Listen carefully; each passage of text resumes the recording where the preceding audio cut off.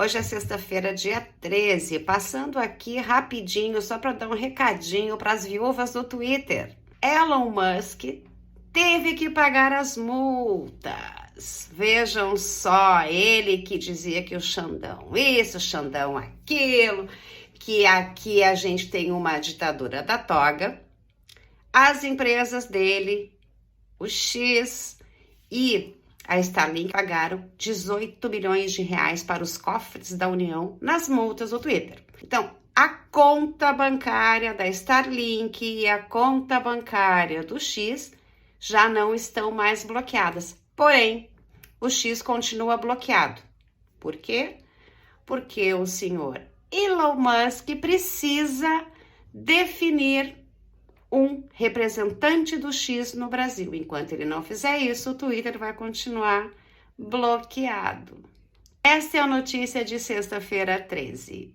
Pois bem, é bom lembrar que, no delírio megalomaníaco do Elon Musk, ele disse que o Xandão iria para a cadeia.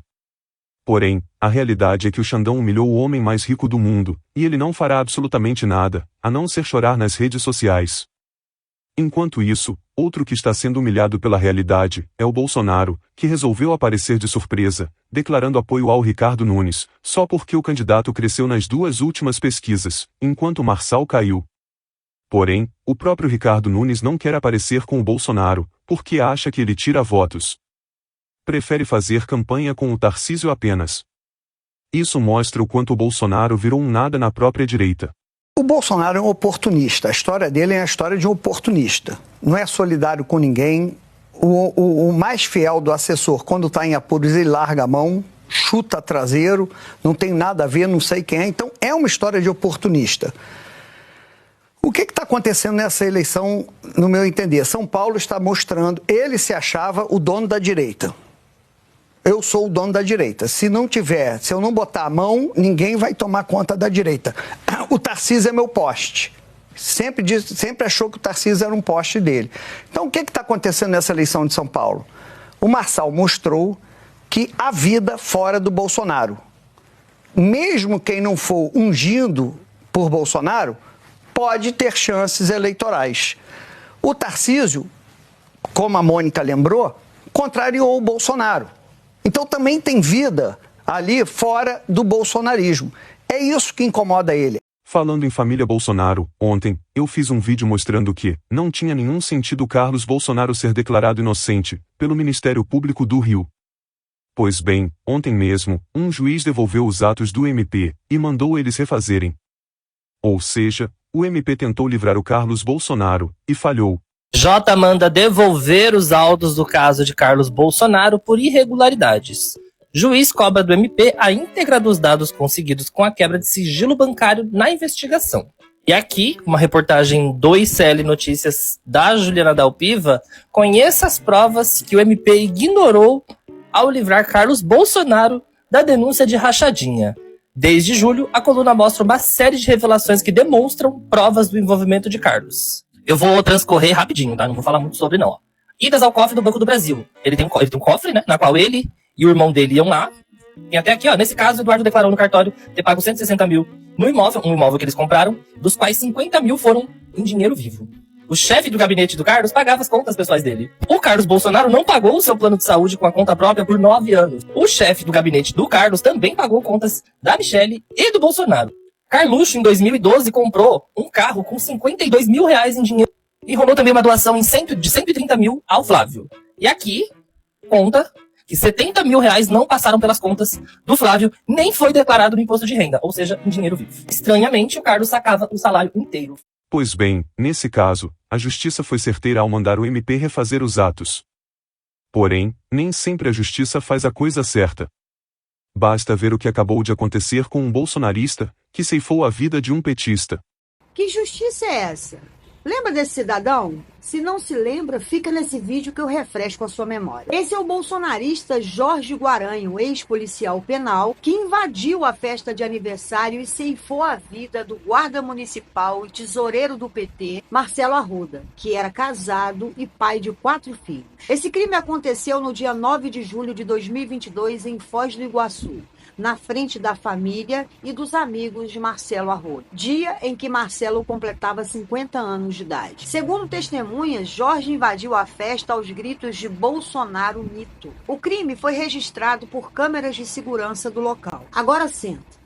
O assassino foi liberado pela justiça. Meu amigo, a Justiça do Paraná concedeu prisão domiciliar para o assassino. Esse sujeito não foi julgado até hoje. O julgamento foi remarcado para fevereiro de 2025. E até lá, Tuca? Até lá, ele aguarda em casa. É mole? E aqui eu deixo uma reflexão. Meu amigo, que justiça é essa? Em que destruir uma família por conta de política não tem uma punição decente e célere. Para finalizar o vídeo, falando ainda de bolsonaristas sem escrúpulos, vejamos uma fake news que eles estão tentando propagar contra o governo Lula, em relação a confisco de dinheiro, que está em bancos. Também peço que curtam o vídeo, comentem, inscrevam-se no canal, e sigam todos os perfis citados.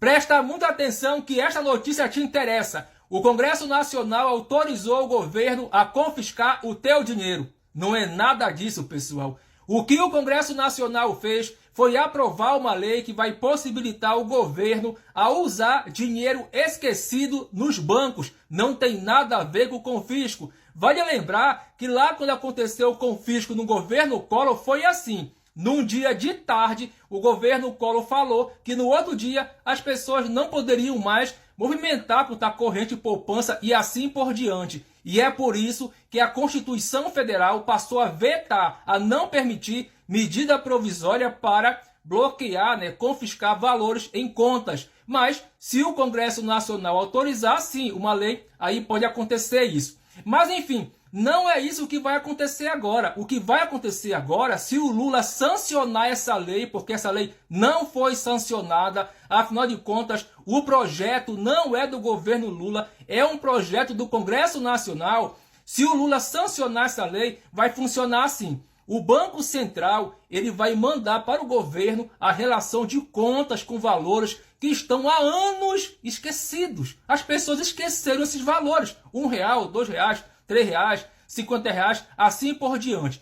E então o governo vai publicar uma relação dessas contas com valor assim por diante, para que as pessoas possam chegar lá e solicitar que devolvam para ela esse dinheiro. Aí o governo vai devolver. Se a pessoa não se manifestar, aí vai para outra fase. Mas a pessoa poderá ainda recorrer. É só se a pessoa não se manifestar e nem recorrer, que aí esse dinheiro vai ser utilizado em políticas públicas, pessoal. Entendeu? Então não tem nada de confisco. Ninguém vai pegar o dinheiro, não. Vai ter todo um processo aí. As pessoas serão avisadas e assim por diante. Vale lembrar que esse projeto de lei que é do Congresso Nacional só foi aprovado porque os deputados e senadores criaram uma confusão ao aprovar aquela lei da desoneração da folha, que isso criou um rombo nas contas públicas e eles, querendo tampar esse rombo, criaram essa lei aí. Então é isso, pessoal, espalhem a verdade, não haverá confisco, entendeu? É isso, simples assim.